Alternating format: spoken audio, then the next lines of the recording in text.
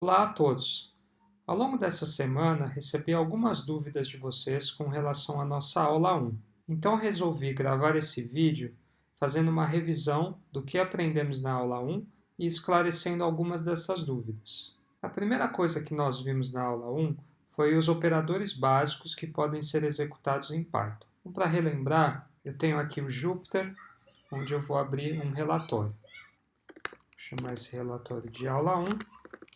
Revisão. Então, nós vimos que a função básica que o Python tem é ser utilizado como uma calculadora, onde você pode executar algumas operações básicas conforme os operadores que nós aprendemos. Então, eu posso fazer soma, posso fazer uma subtração usando o sinal de menos, posso fazer multiplicação, posso fazer uma divisão, posso fazer uma divisão inteira, e posso também buscar o resto de uma divisão. Além disso, tenho também a exponenciação. Ok? Nós também vimos que é possível fazer a combinação desses operadores básicos em expressões matemáticas mais complexas. Então, eu posso fazer algo mais ou menos assim.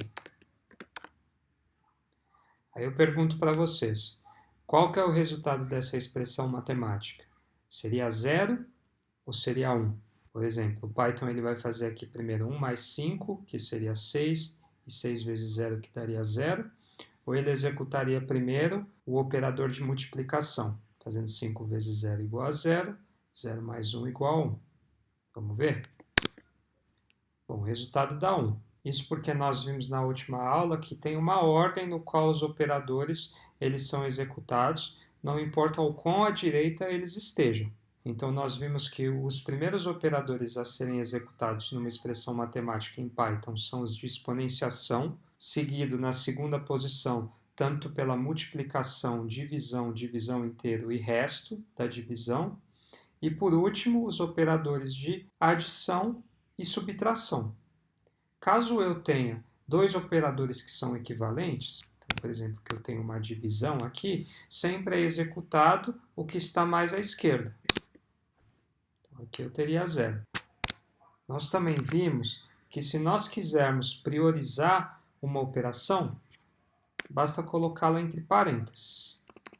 Então, se eu quiser aqui que 1 mais 5 ele seja executado primeiro, de acordo com o cálculo que eu preciso fazer, basta eu colocar essa operação entre parênteses. Então, aqui nós vamos ter o resultado de 0. Em equações matemáticas, geralmente, quando eu preciso colocar mais de um elemento entre parênteses, eu uso chaves e colchetes. Nós vimos que esse não é o caso no Python. No caso do Python, nós utilizamos vários parênteses, certo?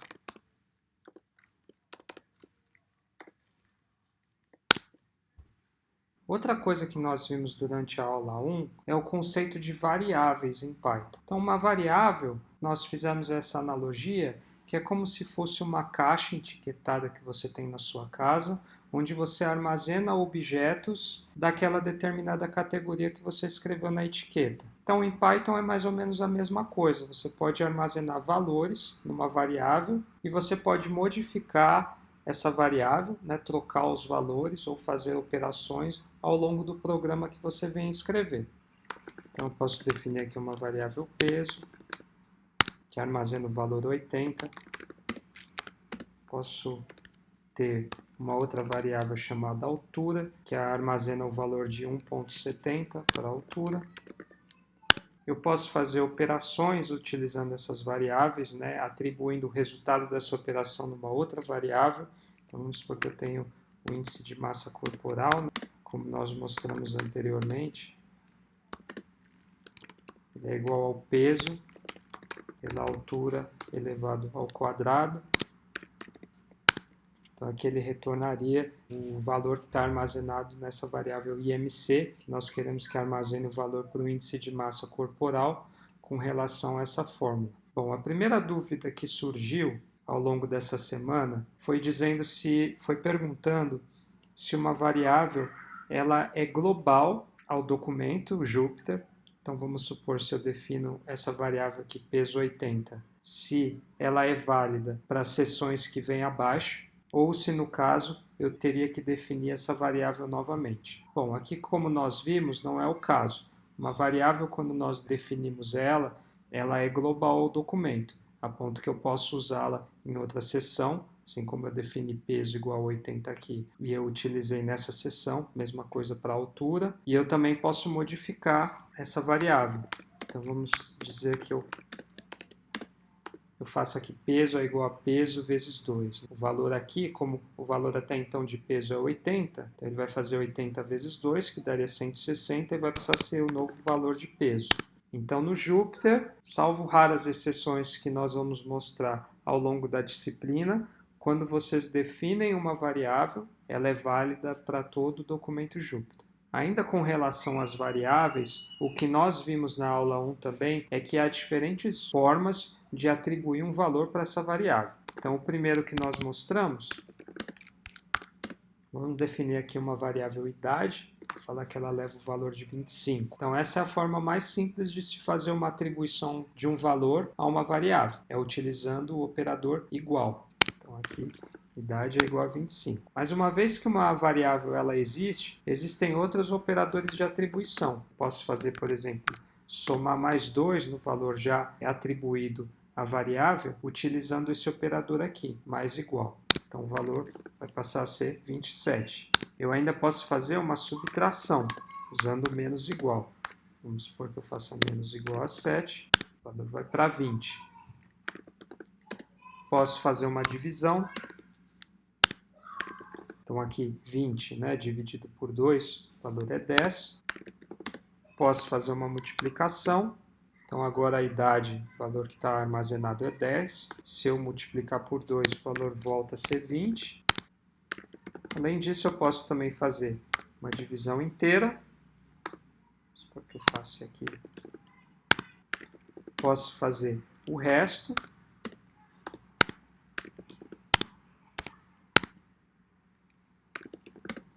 E posso fazer uma exponenciação. Aqui no caso vai ser zero, porque já estava armazenado zero naquela variável. Só para mostrar aqui como é que funciona, só para mostrar melhor como é que funcionaria uma exponenciação, supor que eu tenho o valor de 40 aqui. Então aqui o que ele vai fazer, né, quando eu estou elevado a 2, ele vai fazer 40 vezes 40. O resultado vai ser 1.600. Além disso, nós vimos que existem tipos de variáveis, a depender do tipo de valor que aquela variável está recebendo. Então, por exemplo, uma variável ela pode receber um número inteiro, que é quando eu não tenho casas decimais. Eu sei que alguns de vocês já programaram em outras linguagens que é necessário declarar o tipo da variável do início, né? Então, por exemplo, quando eu defino uma variável, eu tenho que fazer int, vamos supor, idade igual a 40, né? Para mostrar que isso aqui é uma variável do tipo inteiro. No Python não é necessário. Se você escrever aqui um número que não esteja entre aspas e que não tenha uma casa decimal, o Python ele já faz a inferência que aquela variável é do tipo inteira. Para vocês terem certeza do tipo da variável, basta usar esse comando type. Ele mostra para vocês. Então, eu posso fazer de nome aqui. Lembrando, uma variável textual, eu sempre coloco o valor entre aspas, porque aí o Python ele sabe que é uma variável textual. Então, se eu perguntar aqui o tipo, ele vai me falar. str. Variáveis com casa decimal, que nós chamamos de variável float ou variável flutuante, são aquelas que têm um ponto e um número decimal depois. Então, aqui o Python ele consegue prever. Se eu digitar um número, ou seja, que esteja sem aspas e tem uma casa decimal, o Python ele sempre vai prever essa variável como do tipo flutuante. E por último, nós temos as variáveis booleanas, né? Que são aquelas variáveis que elas podem receber o valor de true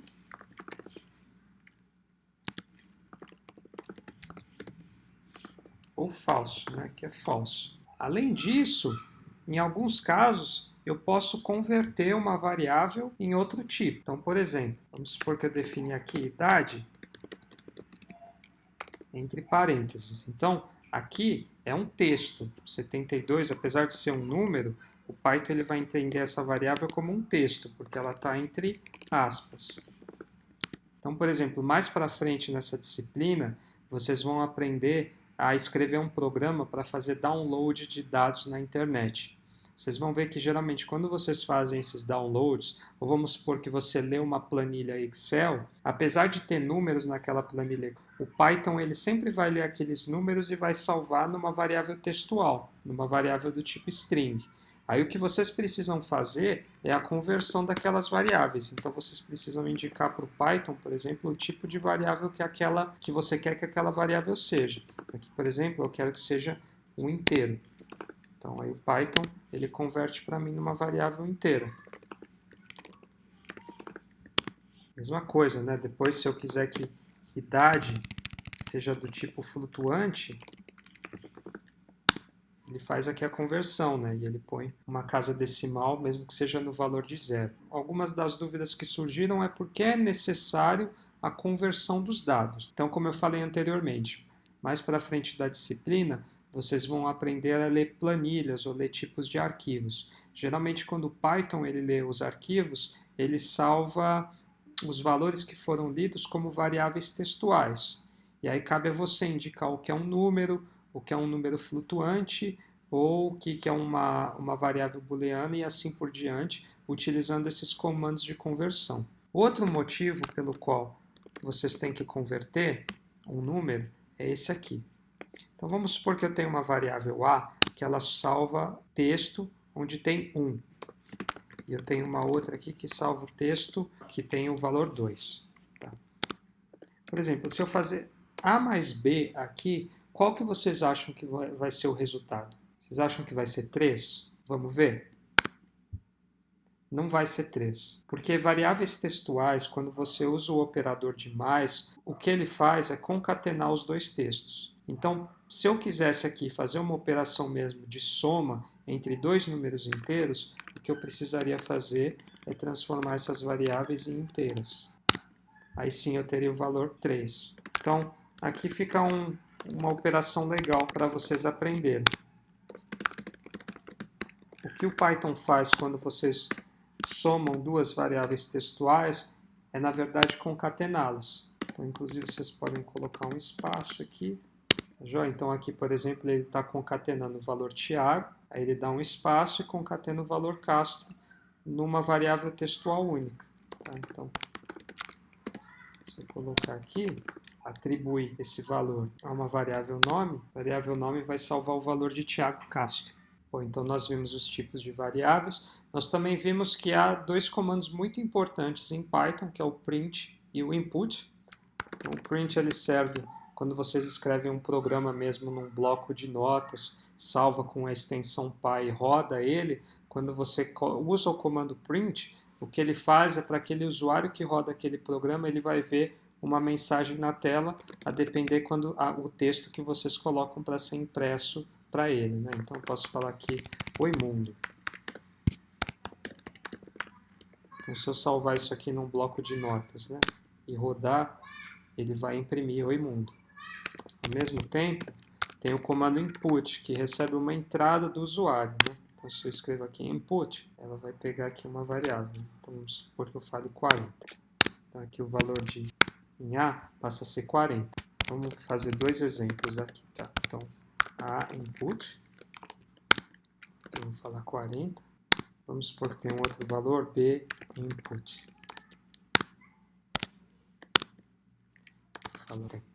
Agora, com base no que nós discutimos na aula 1, e com base no que eu melhor expliquei aqui nesse vídeo de revisão, qual que vocês acham que seria o valor de A mais B? Aqui seria 120? Vamos testar? Não é 120, ele vai concatenar duas strings, já que o comando input, sempre quando ele recebe um valor do usuário, esse valor ele é atribuído à variável como uma variável textual. Então, se eu quisesse aqui ter os dois valores entrados pelo usuário como um valor inteiro ou como um valor flutuante, eu teria que fazer a conversão.